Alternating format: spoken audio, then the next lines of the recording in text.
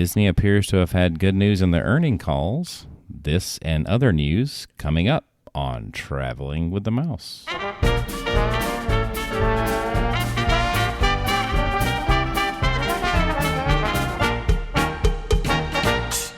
Welcome, everyone, to episode number 369 of Traveling with the Mouse.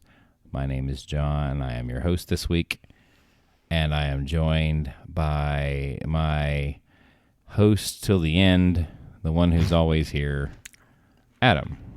What's up, everybody? Are you saying I'm your ride or die? Is that what you're saying? I guess so. As far as the podcast goes, we are the consistency. We're the Thelma and Louise. Yes, we're the glue that holds this podcast together. Because if there's only two people, then this is the two it would be. Right. Pretty much. That's why I said we're the Thelma and Louise. If we go down together. Alrighty then.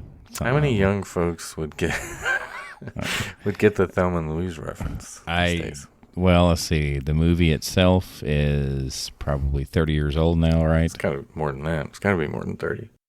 I don't know. I thought it was early 90s, I'm pretty sure. Really? Wasn't that Brad Pitt's first on-screen appearance? It's Everybody quite possible. down on the floor. It's definitely one of his earliest, for sure. But yes, I'm sure there's plenty of people that would get that. It was 1991, by the way. Oh, so you're right. It's 31 years old. I was thinking like 89 or something. No, I was wrong. I remember that one was... I remember most movies, this is interesting, I remember most movies as either pre-89 Batman or post-89 Batman. Oh, that's your benchmark. Kind of, because that was the summer of going to see movies for us, apparently. We went and saw things like Ghostbusters 2 and the 89 Batman and Indiana Jones and the Last Crusade, all that stuff. Speaking of 1989, Ghostbusters 2, looks like we're in the wrong game. Oh. More than that. That's another weird reference. But speaking of that, I was watching another episode of the ILM documentary, and they happened to mention Ghostbusters 2 on there. Oh, really? Yeah. ILM being in Ghostbusters 2? Yeah, they did work on both Ghostbusters. And this episode ended with teasing Jurassic Park, but they did talk about Terminator 2. What about JLM? They're... JLN or whatever? JLM. The video game? Or it's N. Oh, maybe it was N. Maybe. I think it was N, but that could be It was right. just, I know they were noted for making terrible video games. Yes. Anyway, I can't even remember a single JLN game now off the top of my head. I just remember they were usually bad. Yeah. All right, let's kind of catch up a little bit over a couple of things from the previous week, shall we? What do we got? Shall we? Yes. What do we got? I'm sorry, I could get sued for that, couldn't I? Maybe. What do we likely. got, though? What do we got? Well, I mean, I don't know what's up with this, but the Festival of the Lion King has showtimes being reduced starting on August the 14th. Reducing? Yes, reducing. Well, it's just being reduced by one show. It's just the 1 p.m. showtime's been removed on all the days of the week except for Saturdays. Saturdays will continue to have 8 shows. So not a major change, but I just wonder what the reason behind it is. I don't know. They're cutting down on all these shows right now. Maybe they are anticipating a slow period for August, September. Possible. At least at Animal Kingdom. Everyone's going to Magic Kingdom for the Halloween parties, so. It could have something to do with it, but I just thought that was worth mentioning for anyone out there that's wanting to... see that show? Yeah, Still a good show. It's kind of odd, because it doesn't seem like it saves much anything. We're talking about one show and just during the week. I just don't understand that, but anyway. Well, if they pay them by the hour, it saves them an hour of pay. I guess. Then we're docking you an hour's pay during the week. I mean, the way you hear Chapek, which I'm sure we'll get to this, so maybe I'm jumping the gun, but him talk about the finances, even the CFO person, I've heard, some of the call that we're going to talk about later, I'm sure, but they talk so loosely about how, they got to know this stuff's getting out to all the fans, right? But they talk about us as though we're like, Well, the fans could technically be in on the call. Right. Especially if they own a piece, right? But don't you think they would guard what they say a little bit instead of talking about how they just want to get money out of us? That's all we're trying to do is increase guest spending, and all the guests are spending left and right. There's no transparency. There doesn't have to be any transparency because the guests aren't going to stop because of that. I guess so. Yeah, but I'm just like, they just don't care. They don't care what people think. You're going to show up anyway, so we don't have to be nice to you. So, the entertainment schedule has been released for the upcoming not-so-scary Halloween parties. Yeah. Because that starts, well, as of probably the release of the show, the first one will have happened already, believe it or not. I mean, after all, it feels just like Halloween time outside, all across the nation, and especially in Central Florida. So, the Disney's not-so-spooky spectacular fireworks show, the showtime is scheduled to be at 10:15 p.m., on the schedule. Boo to You Halloween Parade has a 9:15 and 11:15 showtime. Back to normal. Back to normal, pretty much. It's more of a full schedule. The Hocus Pocus Villain Spectacular.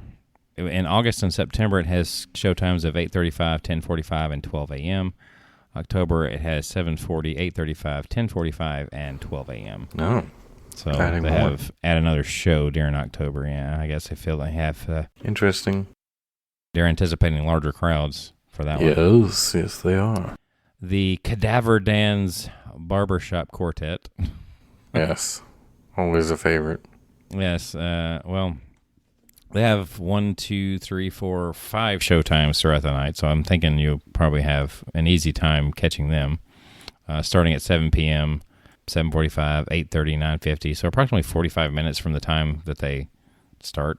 Okay, sounds cool. And then there's a Storybook Circus Disney Junior Jam is going to be a part of it this year. I don't think that was a part of it before. I don't remember that one. They've had they've had that. They had that pre-COVID. Yeah, it's in the Storybook Circus. In that back area where there's basically just a seating area. They just turn it into a dance party. Maybe because I never went there.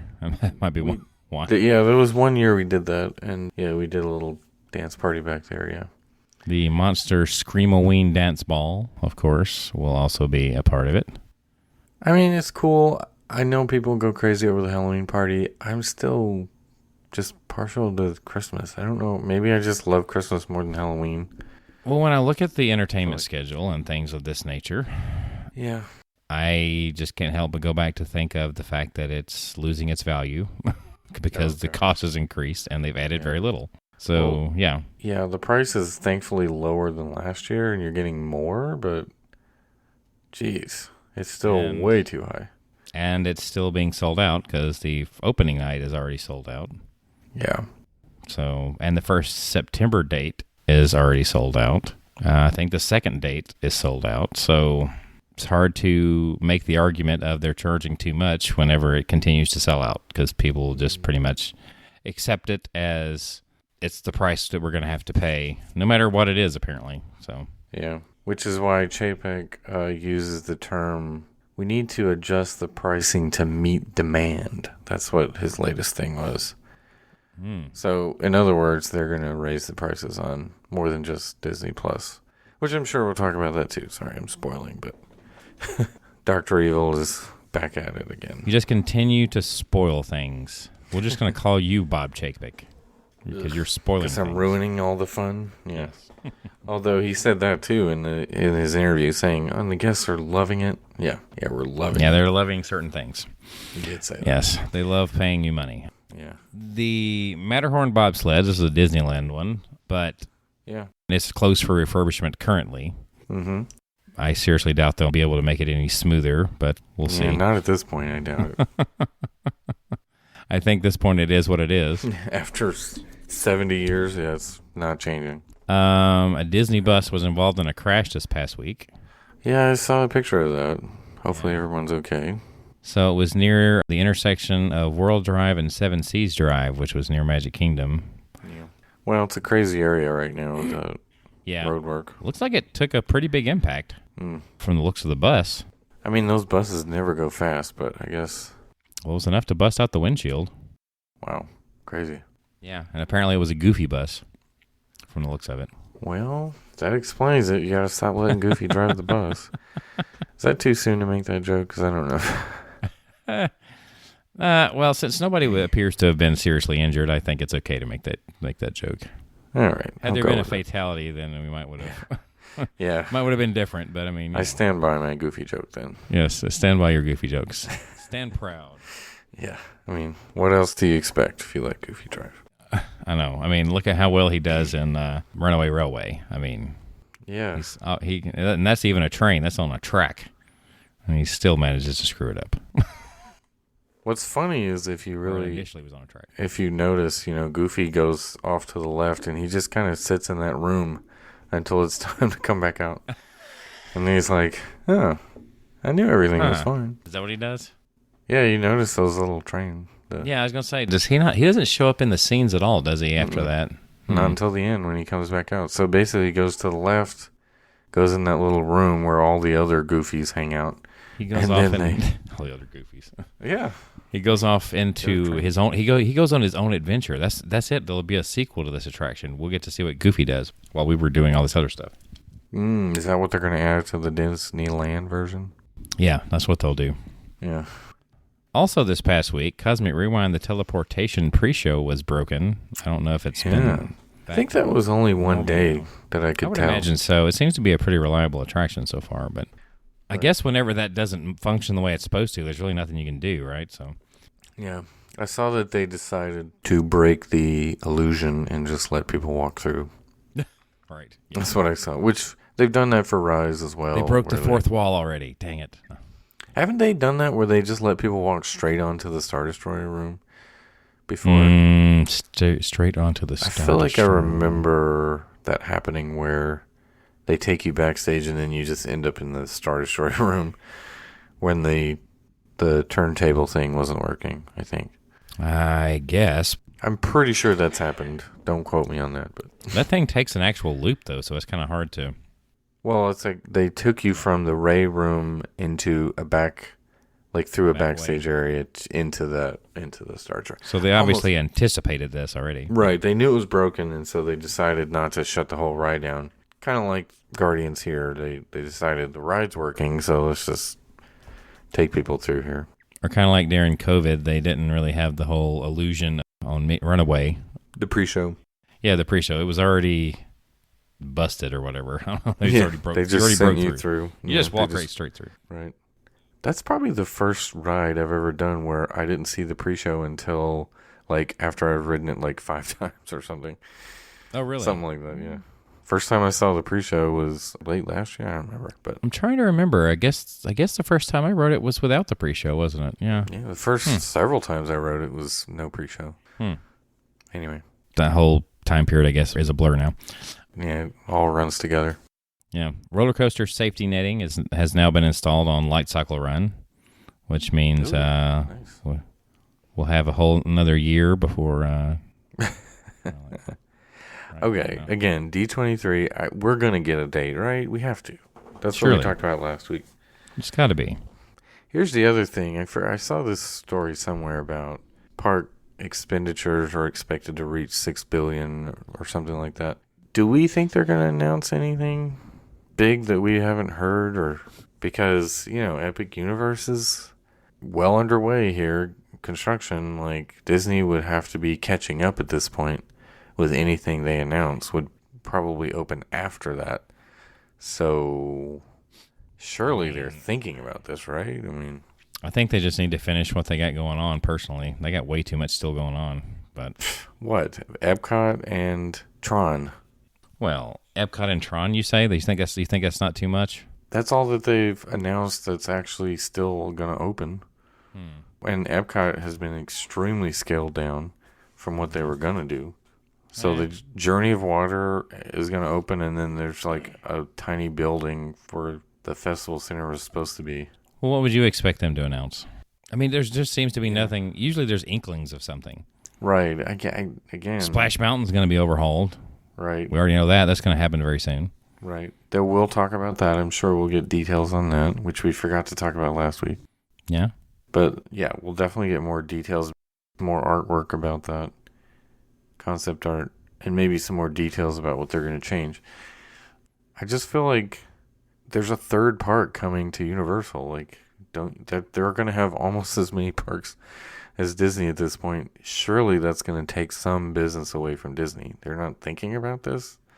Are you afraid of Universal now? I mean, no, but I'm just saying Disney should be considering, like, what are we going to do to answer it? Like, they were cocky about Harry Potter not doing so much, but it sure did make a big difference. Oh yeah.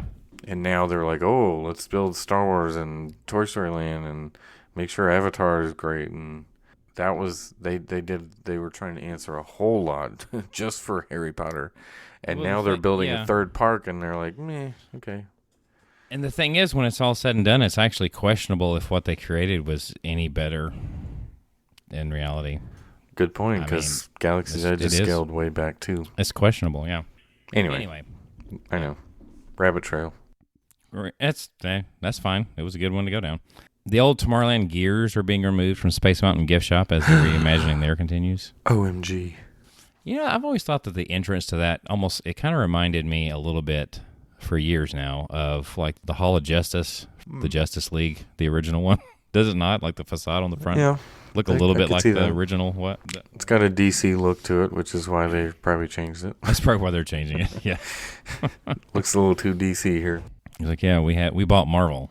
Right. Although I wonder why they didn't attempt to buy DC. I mean, that would have been competing with the stuff Universal has. Well, wouldn't they have just merged them? Then it would be. Well, DC is wrapped up with Warner Brothers, I think, or at least the Six Flags, Warner Brothers, DC. They seem to all be doing stuff together. Yeah, DC is just not as good. Sorry, I mean, well, they could be. I mean, once upon a time they were. I mean, I grew up loving Batman and Superman, but other than those two, when you got Wonder Woman, you've got Aquaman, Batgirl, which they've canceled. Yeah, Aquaman is so amazing. The Green Lantern, hello. Yeah, amazing. Whereas even Marvel, some characters I had never heard of growing up, I'm like, oh, these are like fantastic movies. Yeah, Guardians. Yeah, I never knew Guardians of the Galaxy when I was a kid. And now it has a fantastic attraction, right? Yeah, and now it's my favorite attraction in all of Walt Disney World. Mm-hmm. So there you have it. How about the disassembly of Walt Disney's plane for the D23 Expo? Well, I'm curious, like, I guess they'll fly it out there on some giant plane. I would imagine it's probably out there by now, right? I mean, cargo plane, I would hope. Or it's probably getting close. But they're having, what is the point of it other than... I don't know. At least they're taking care of it and not leaving it out in the Florida sun to bake. Right. And it's rumored, I guess, based on the construction, is there a new parking lot being built at Epcot, but I don't know why. Huh. They have tons of parking as it is, that I don't think they use it all up, right? Or is this a new show building? Let's see, where is this going? It looks to be in view of, like, close to the Imagine parking lot. I mean, at least you can see it from there. But it's just weird because it's in the parking area. Oh, is this directly behind the Guardians show building? I mean, I see the picture. I obviously can't see the Guardians show building because it blends so well with the sky and everything. But right. I'm assuming it's there. I can't really tell. It looks as though it's there, yes. I don't know. It's just kind of hard to... What else would they be putting there? I mean, they're moving a bunch of dirt, apparently. It's right behind Guardians, that area. Maybe they're going to build a second Guardians track there so that they can have two Guardians coasters. I mean, one giant show building's not enough. They need two. Right, exactly. We're going to do our best to make everything as visible as possible now. We're not just building one of them. We're building two. Well, I mean, it's right out behind it. So, I mean, is this their way of expanding Future World? Surely not. Maybe the Play Pavilion's going to go back here. There's going to be a coaster. They changed their mind. It's not going to be Wonders of Life. Yeah, they're going to do another coaster building back here. When I look at this overview, though, I can see just how dirty the tops of all the Epcot buildings really are. Yes. Of course. You can tell the age. Filthy. how top they are, especially over there where the seas is now. Maybe they're going to build another Journey of Water for the parking lot. Oh, the first one has to. We need to see what that's all about first. The Journey of Parking. The journey of parking. The journey of parking without trams, right? Right. This is over where I preferred parked almost. Mm. And I'm like, yeah, this is not preferred parking. I'm over by Guardians, and I'm walking all the way to the monorail track to... It's like I paid $25 for this. Exactly. Like, I could have paid nothing and walked way less and parked in the back. There you go. It's ridiculous. We have to go back. So how about Soarin' having a single rider? They've tested having single rider on Soaring now. Soarin'. To that I say, nice work, pal. I mean, that would actually be beneficial for the challenge if that ever comes to a thing now, right? Yeah. I mean, that would be huge. That'd be huge. That would be hugely if beneficial. The challenge can ever happen again, yes. I mean, anything to move that line a little quicker, sure. You know? I'm going to say the single rider, you'll probably still, like when you get in line there, you probably still have to wait for a pretty good while. Yes. But it's like, single rider, all right, come on through. Now wait in this long line for 25 minutes until we get to the pre-show. Pretty much. It'll be interesting to see how that works out. Yeah. Feathered Friends in Flight is closing for refurbishment yet again, so that's interesting if they're going to make another change. How do you refurbish birds? Just kidding. It makes me think that they're going to do another update to the show, though. I mean, how many times has the show been updated in the last couple of years? A lot. Yeah, I was just kidding. It's a great show from what I hear, but I'm sure the birds need a break. Well, why did they take the up stuff away? Was my thing. They just didn't gel with the audience. I guess nobody liked it.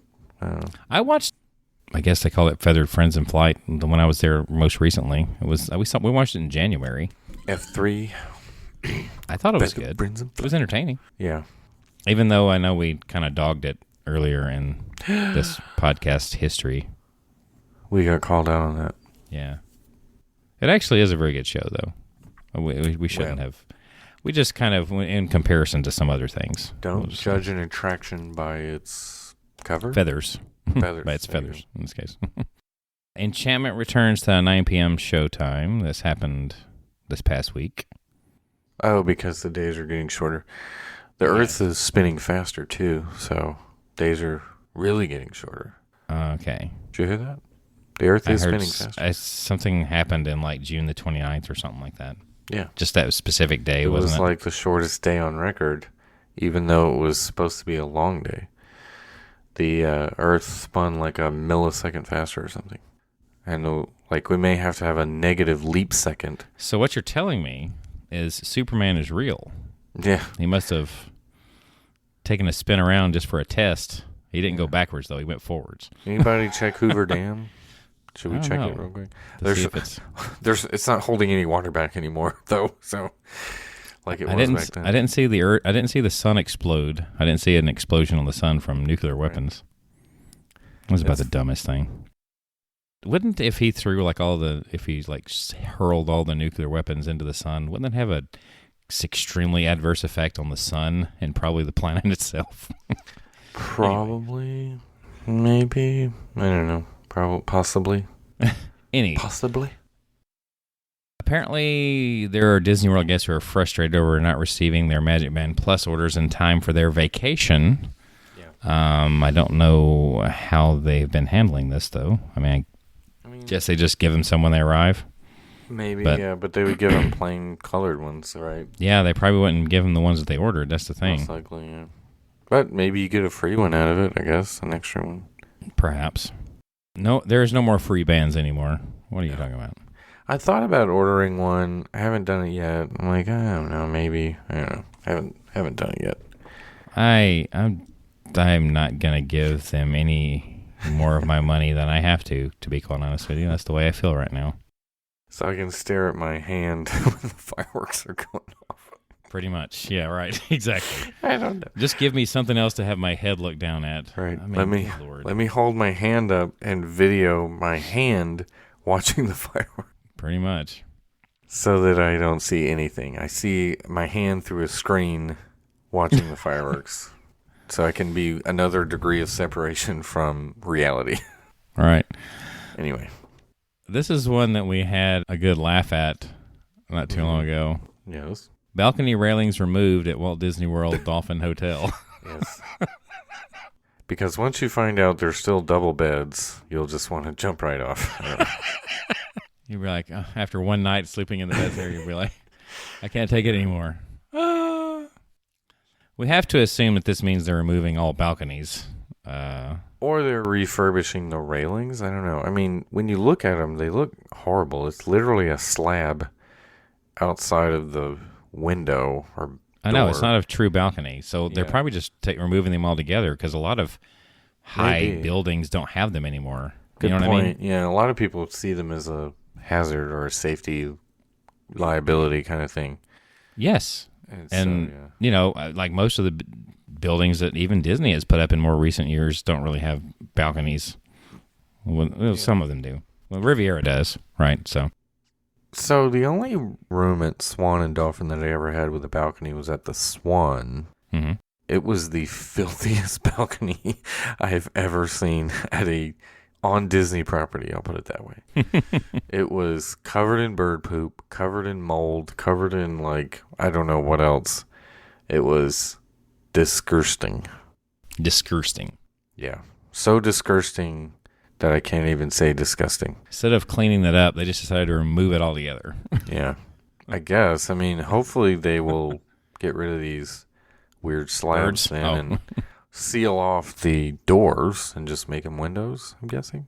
That's what I'm thinking is happening from the looks of it. I mean, it's, you know. It probably... From the pictures, that's what it looks like. I can't believe I'm going to say this, but it might actually make the dolphin look slightly better aesthetically. No. If that's possible. Looking at it from a distance, it's still going to look the same. So. Yeah, it's an ugly hotel.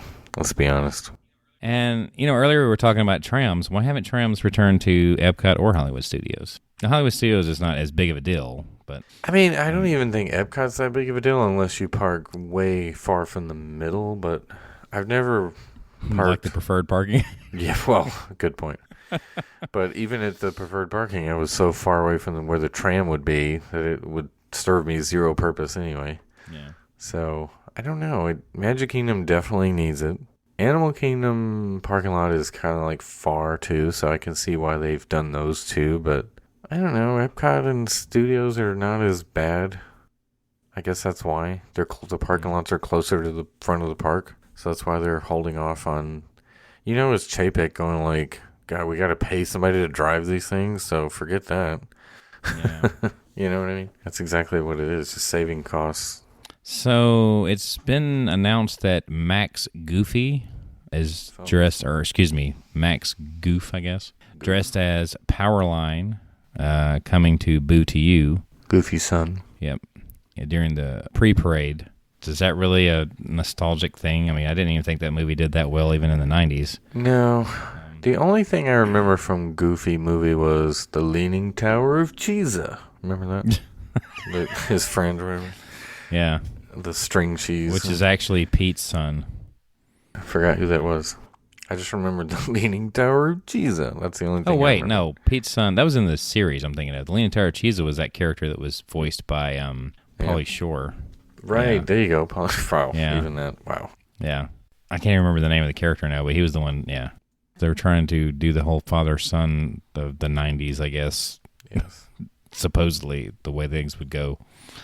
Son thinks dad is uncool. Right. Dad does stupid stuff to try and make him... Try to embarrass the son, right? Yeah. And then they live happily ever after. Yeah, when it's all said and done. People who aren't living happily ever after these days are Disneyland Magic key holders. Oof, yes. Rabble. Rabble. For good reason, though. Yes, as a matter of fact, you know, the social media accounts have been flooded with angry pass holders because it's a little more than 2 weeks until the first one of these annual passes expire. And so far, Disney's remained silent on any communication, and they've really said nothing about what they're going to be able to do or if they're going to be able to do anything. Not even really say anything about a renewal option at all, to be quite honest. Yep. It's almost like they don't want to have an annual pass anymore. Right. When it comes to Disneyland. Well, it makes sense because so many people live in Southern California that they're not making the kind of money that they're making off day tickets. Like Disney World, you get tons of day ticket people because a lot of people come from everywhere. Well, there's more things in Central Florida that people want it's to an go attraction. to otherwise. Right. So therefore... less pass holders than Disneyland ever had, obviously. Yes. So, even though Southern California has several things for you to do, I just don't think it's quite the same as Central Florida. But they also have, a gigantic, population of people that live there versus Orlando is nowhere near Southern California's population. So, well, just think of it this way: the distance you have to drive, right? Yeah. To go to in Central Florida, in the Orlando area, to go to Disney World, Universal, SeaWorld, even Legoland, is 30 minutes at best. Right. About 45 maybe if you're going from one, depending on where you're starting to get to, say, the Legoland part, right? Mm-hmm. Well, that's significantly shorter distance than, say, the distance between the Disneyland park and, say, Universal or in LA. You know what I mean? Universal Hollywood. Mm-hmm. It's further away from Disneyland than Universal Orlando is from Disney World.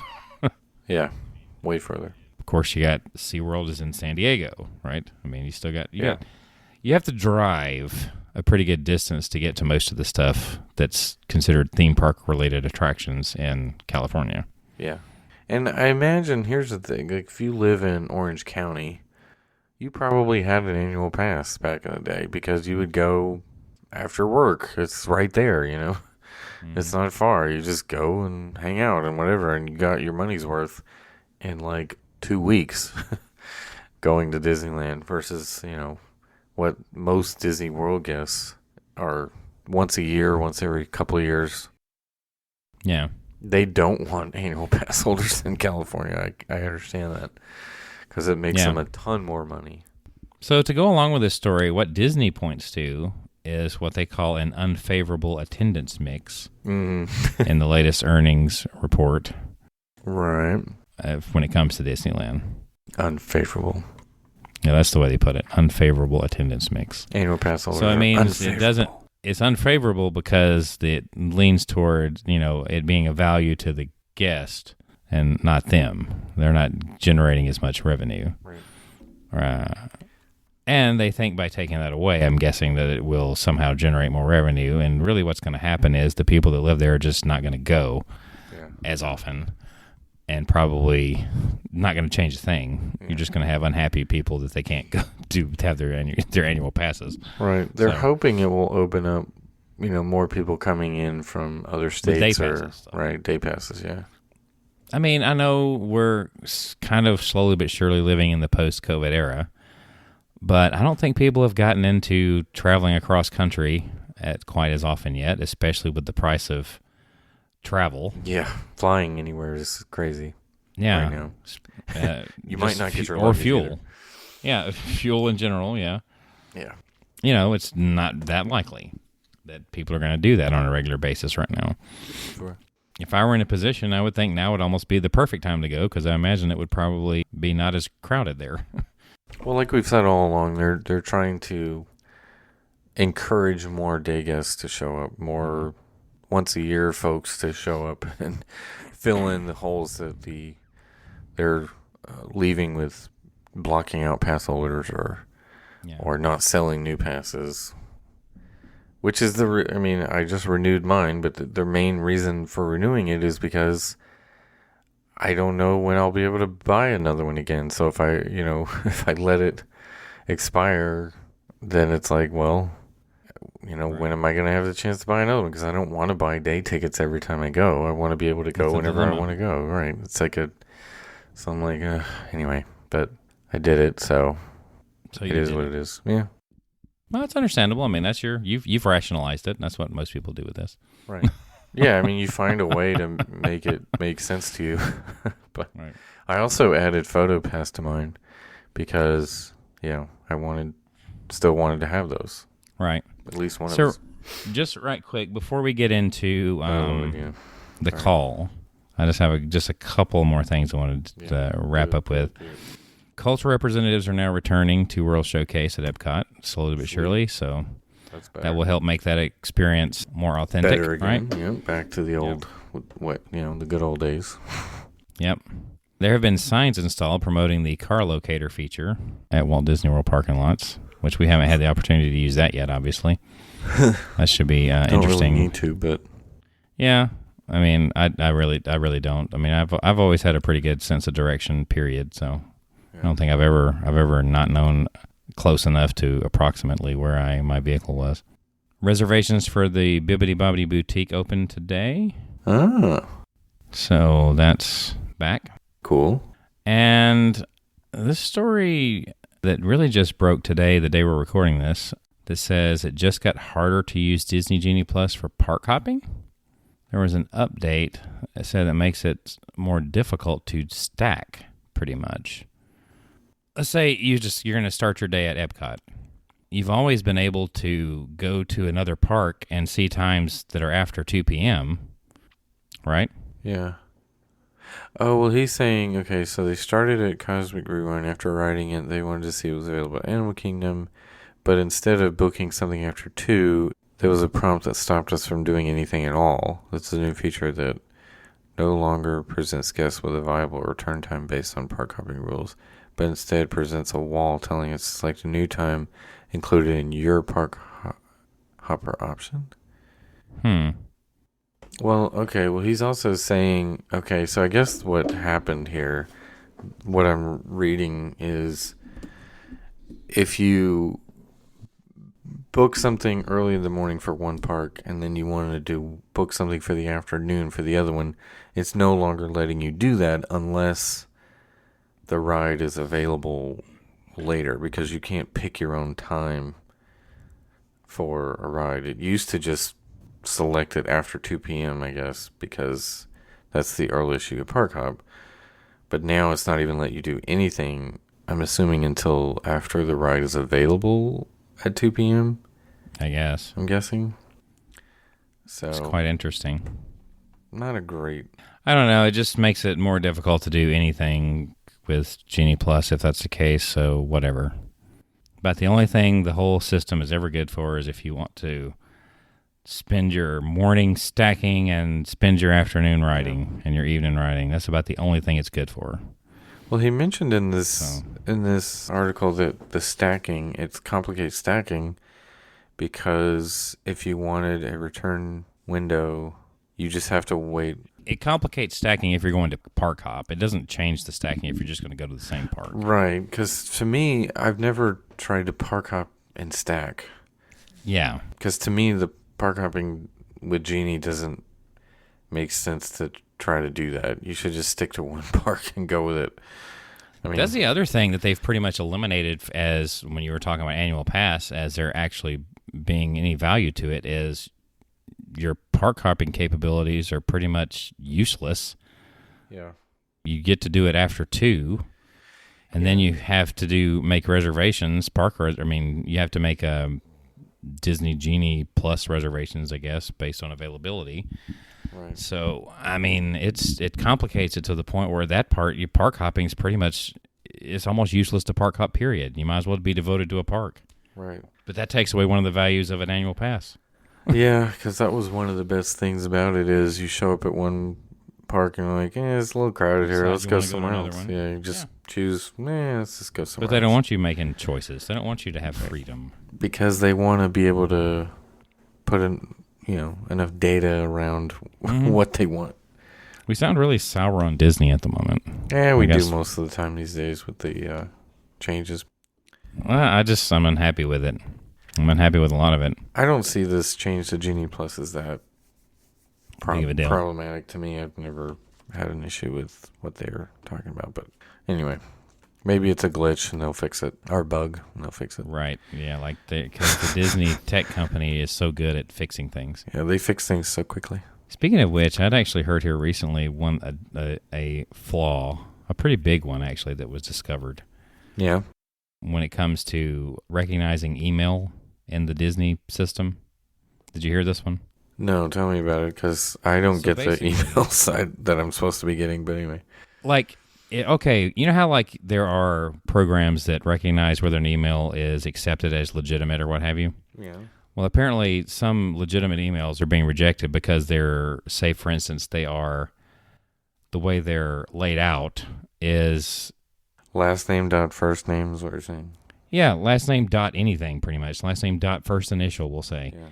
And then that's your actual email address, but it says it doesn't recognize it as a valid email. You would think that would be something simple they could fix. Wow. It's a pretty big flaw if it happens to be what your email address is, but it will not accept it no matter what you do. So, I've discovered that today. I heard that today on another show, but Another show. All right, so I think that kind of wraps most of this up, right? I mean, I don't think there's anything else major other than the biggest news, which involves Disney's earning call. Yeah. So let's talk a little bit about that. Right. Just to give you the big number, during the quarter ending July 2nd, 2022, the Disney Parks division posted a $7.4 billion in revenue and $2.2 billion in income. Yeah. Considered to be a very good quarter, a very big quarter. Made more profit than they did in 2019 pre-pandemic. Yep. So, by a decent amount too, actually. Shareholders are happy. Of course, stock price went up, decent amount. Yep, as soon as this announcement was made. Of course, which is all Chapek cares about. Yeah, at some point you got to think the guest experience is going to be a factor, but I mean, Yeah. however, Disney Plus did have some news too because it's going to increase, which we knew it was going to because we're coming to the end of the initial 3-year, right? Yeah, I know, right? I mean, what did we say too? We knew. We said this 3 years ago. Yes, we said it 3 years ago. That I think we were talking That's it'd the be way it was like gonna $20 a month by then, though. It's gonna be $10.99, right? For the Yeah. Well, we've basically over the last 3 years been getting it at an average of, was it $4.99 or $3.99? I think it was like four something, yeah, a month. So that was the average. For the And then first 3 during years. this time period, recently switched to that package that has Hulu Plus, or the Hulu Live, Yeah. and Disney Plus and ESPN Plus. And I mentioned how they recognized the fact that I've already prepaid for Yeah. Disney Plus, and they factored that into my price. So Nice. it's pretty cool that it recognized that. So, but yeah, that's going to change here in about 2 months. I know. So- I wish that they would have offered a extension for those who No. that's not going to happen. But All the price you pay for, there is no, it's just like most things, there is no appreciation for loyalty, no, of course not. because they figure you're loyal for a reason, and then you'll just pay whatever it costs. And unfortunately, we prove them to be right most of the time. Yep. So yeah, to go along with that, you mentioned the 2019 average attendance below 2019 levels, but the revenue was up, right? Yeah. How did that happen? Yep, and income significantly higher due to park pass and annual pass Blackout. blackout. Yeah, levers. And not as they call selling them. new ones, and Genie Plus, lighting lanes, Yep. higher costs of food and beverage, things like that. Mm-hmm. Yeah. So as it stands, the per capita spending at the domestic theme parks increased by 10% versus that of last year, Q3. I saw something that said the spending overall was 40% higher than in 2019. Yeah. It's like, whoa. Yeah. It doesn't surprise me because I certainly feel it. And they said that demand remained strong with a third quarter hotel occupancy rate of 90%. Doesn't surprise me either. Yep. And bookings and intent to visit metrics are in line with pre-pandemic trends. So Yeah. I feel like there's a crash coming. You think? I really don't know. do. I feel like, it may not be a huge crash, but I feel You like there's mean a crash A coming. Disney crash or just A Disney crash crash. overall? Okay. No, not an overall crash. I'm talking about specifically a Disney crash. Because I think eventually people are going to get tired of this. There's not enough new stuff about to be done. Well, let's see what they announced at D23. I really think that, here's the thing, the pre-pandemic thing and all that stuff, what they're forgetting is there were a lot of people who already made up their minds that were going this year because it was the 50th. And once 50th is done, and once that's pretty much all behind us, mostly, you're going to see a change, I think. I think you're going to see a change in attendance. I really do. Of course, there's going to be some people that are fans that are anticipating that there's going to be a lull, and then, of course, they're all going to go, and it won't be a lull. Yeah, like I said, that. Yeah, there's always somebody to replace the guests who leave. Everybody's always trying to pick when's the slow time to go nowadays. Yeah. And thus, when they go, since everybody's looking for it, it's no longer a slow time. So, and they could care less. They'll yank the kids out of school. It doesn't matter. As long as they think it's going to be a lower attendance or there's this and that happening, it doesn't matter. Because used to be school was a factor as one of the reasons to why the attendance was lower. But nobody cares about that nowadays. They'll yank their kids out of school in a heartbeat to go to Disney World. So, there you go. For a week. So that's another reason why it doesn't make a difference. I mean, that's why it's busy all the time now. There's really no such thing as slow. You're just going to have to get lucky if it's slow. Right. So. Word. So, what's up with Bob's beard? Did we talk about that yet? He doesn't have time to shave anymore. Yeah. Man, he's just such a busy man. He's busy counting his money. He's busy coming up with sorry. He's busy coming up with new ideas to charge. Yeah. New upcharges. Disney Plus.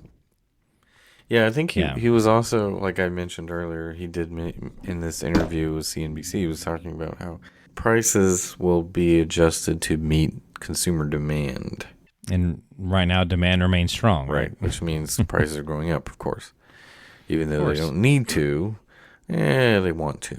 So here's the issue I have with this. When you do it based on that, when you do it based on price, what ultimately ends up happening is you start pricing out classes of people. Yeah, of course. Who want to go. They've been doing that for years. And it eventually will become that this is as to borrow a line from Jurassic Park, for the super rich. Right. Donald Gennaro would be proud. We quote this a lot. Of this. Yes. Yes. We'd be proud of what Disney's becoming. I think Chapek is Gennaro. Just kidding. Yeah. I think this was Gennaro. I think, you know what, though? They'll have a coupon day or something. Right, yeah. Yeah. But, golly. When it comes down to it, though, as far as someone going once a year or maybe once every 2 years, it's not like it's in a range where people couldn't plan it out and actually still enjoy themselves for doing that. So if that's the type of guest they want, that's pretty much where they're pricing it.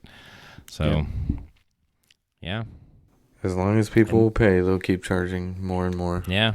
And they want to get the first crack at the wallet. That's what everybody in the area wants to do. But I got to be honest, the way they've been doing things, I mean, for me, is particularly, and I'm sure I'm not the only one that feels this way, it does make some of the other theme parks in the area become more appealing, or the more resort experiences become more appealing, especially if you haven't been there in a while. Right. So, yeah. Yeah, it's not a great long-term strategy, I don't think, but, I'm not CEO, we'll see. So. Again, it's hard to argue with the numbers, though. I mean, because it's working. Right, and that's what people in the news talk about, and the executives. That's all they care about in terms of: are we still making money? Are we still making the shareholders happy? Blah blah blah. That's all they people. And as per usual, like the fan base or people in general tend to complain about it, but they don't complain about it enough to not go or to not spend money on certain things. Ultimately, though, guest complaining doesn't move the needle enough for them to really do anything. No, it's always going to be hit them in the wallet. Yeah. That's the way it's going to be. You're just pretty much going to have to. It has to be a battle of wills. It's like a strike, right? Yeah. The whole thing, like people. The ridiculous notion of striking for a day is going to make gas prices go down. No, you're going to go back to buying gas just the same way you were the next day. Striking for one day does nothing. A true strike is a game of wills. Yeah. It's who's going to hold out the longest before the other side has to crack. The battle of wits has begun. Yes, because it's a symbiotic relationship. The merchant needs the consumer, and the consumer needs the merchant. It's a symbiotic relationship. However, if one is getting to a point where it's costing so much to do stuff, then it becomes like the other one has to hold out long enough to make that one hurt enough to have to come back, have to come down. That's the only way that works, and we never do that with anything. We too much want to do what we want to do, and so we just take it up the tailpipe, basically. Yeah. So, well, the game ends when we both drink and we see who's right and who's dead. That's basically it. Yeah. And Bob Chapek has developed an immunity to iocane powder. So. Oh, I thought he was going to be the Sicilian. No, he's too he's the one with the evil for immunity? that. Yeah. I'm sure he's developed an immunity to iocane by now. Okay. He probably has somebody eat his food for him. So when it's all said and done, we might as well talk about the things we enjoy, because when it comes to the pricing of things, we're apparently going to pay it. So. Right. So why complain then? Let's stop complaining. Yeah. Why complain about it all? I think in our position, we just kind of take it as a means of pointing things out. Yeah. Calling things like they are. That's what I like to think that I do in most everything, is call it like it is. Well, as fans, we obviously want to go as often as we can to enjoy it, but they're trying to make it not as easy to do that, because the more we go, the less these other people who would spend more money, who go once a year, can go. And so therefore, they're trying to make room for those people right now, for sure. They're definitely prioritizing that. Yeah. So I get it, but I don't enjoy it. And as I have mentioned several times here recently, I think I'm going to probably end up going back to being that guest that goes once a year. Once a year, yeah. That's what they want. That's what they want you to do. Maybe once every 2 years even.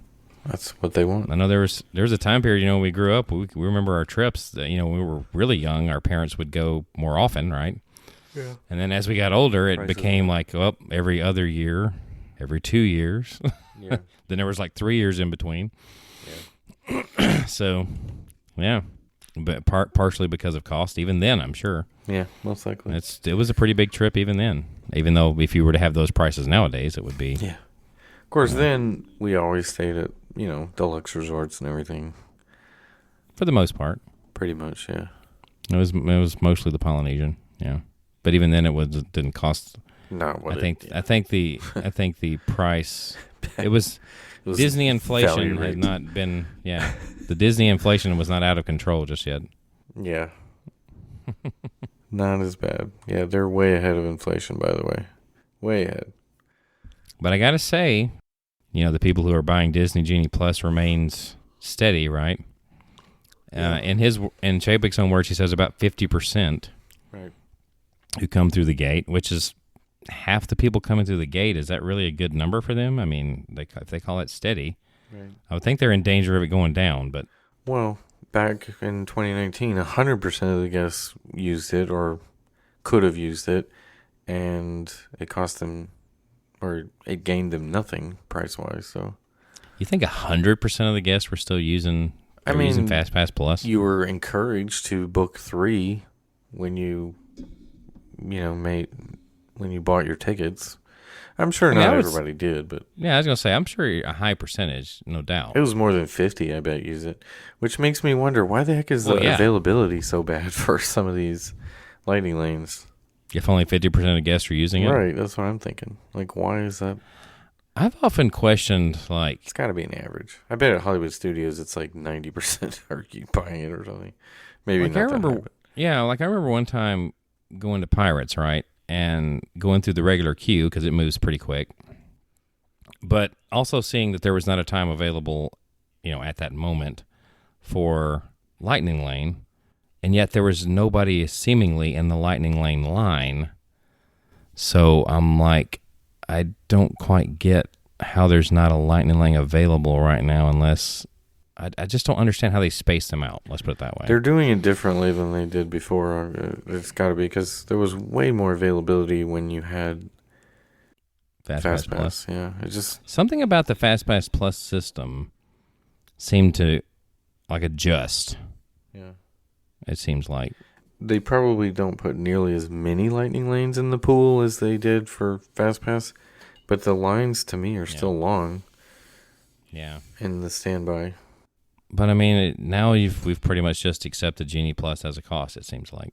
And the fact that they went to the one lightning lane system and then it was successful, that definitely helped. It seemed like it had more of a value, so it's kind of like dialing it back. It's like you started with something that was worse, and you dial it back a notch, and all of a sudden it seems wonderful. Right, and people are like, oh, yeah, I'm glad, because we applauded them for keeping it at the one, because it was like, yeah, that's great. Glad that you do that, It's like, yes, I'm glad you dialed it back a notch. It's almost like we forgot the fact that you're screwing us initially anyway. Yeah. Because if you're going to add a service, why wouldn't they just have it for, like, why overcomplicate it with adding an extra thing, because people who come for the first time are like, I'm sure if you don't know that you got it for free before, it's like, oh, this is great. But then on top of that, you're like, oh, I want to ride Guardians. Oh, wait, I can't? What? What? I have to pay more for that? It's already sold out or whatever? It's ridiculous. Like, huh? It's just adding more layers of confusion for these day guests that they want so badly. They would almost be better off going with the type system like the other parks currently have, where you pay and you can go to the front of the line, like the quick queue or whatever. You just pay one price and you can just go to whichever one you want. Maybe, but no, they wouldn't do that either, because people would just flood Guardians or Rise or whatever. And well, no, you would pay significantly more though to get it, so that in itself helps keep that down. I guess, but I'd still feel like you'd have too many people showing up to one ride. And anyway, I don't know. There's got to be a better way to even it out, though. They would definitely much prefer the wait times to be leveled out, I'm sure, over the course of the parks. Yeah. That's what the Fast Pass Plus system kind of did. The overall wait times for a specific attraction might have been longer, but across the park, the wait times were consistent, right? Yeah. You didn't just wait long for one attraction. You waited long for all attractions if you didn't have Fast Pass Plus. Right. So it kind of made the waits longer. Yes, the regular queue longer, but it also made it longer for attractions that normally wouldn't have been long. Exactly. That, to me, that's one of the things I never really liked about the Fast Pass Plus system, except, of course, the people who knew how to game it obviously could get around that, right? Yeah. But like us. Yeah. Which is why it was fun, actually, during the COVID era, kind of, because there was none of this available, and it actually made the overall queue shorter. Yeah, some of them were still bad, but for the most part, it was not bad at all. Well, if you had something like, you still had to get boarding groups for Guardians. I mean, not Guardians, right. Rise. But shoot, once you got a boarding group, though, it was never a wait, unless it broke down, which still happened, but. And everything else, the waits on that was not bad. And Mickey and Minnie's was still relatively new, and it still wasn't that bad most of the time. Yeah. The main reason that line looked long was because of the spacing. Yeah, right. Any of them, the spacing was bad. But like Haunted Mansion, I remember going to the riverboat. Oh, I was beyond the riverboat even after they did this, stop the social distancing. Right. This is the complaining show, apparently. That's what every Disney podcast does these days. That's just the way it is. Yeah. Well, at least we're not as bad as Pete, so. Yet. I think that comes with age. Maybe I'm getting there. Yeah, you're getting there. All right. If you would like to find us, you can do so on social media. That is at Facebook, Twitter, and Instagram. That is all at TWTM Podcast. We have a YouTube channel, which you can search at TWTM Podcast as well. You can find a couple of videos there. And we have a Spreadshirt store, which is shop.spreadshirt.com/TWTM Podcast. Where else can you find us, Adam? On our website, travelingwiththemouse.com. You can find links to all those things and more there. Our email address is podcast@travelingwiththemouse.com. And if you want help planning your next Disney trip, you can reach out to our travel agent friend. Her name is Jill Dilbeck. Her email address is jilldilbeck@gmail.com. So for Adam, I am John. This has been Traveling with the Mouse, and we hope to see you on our next trip.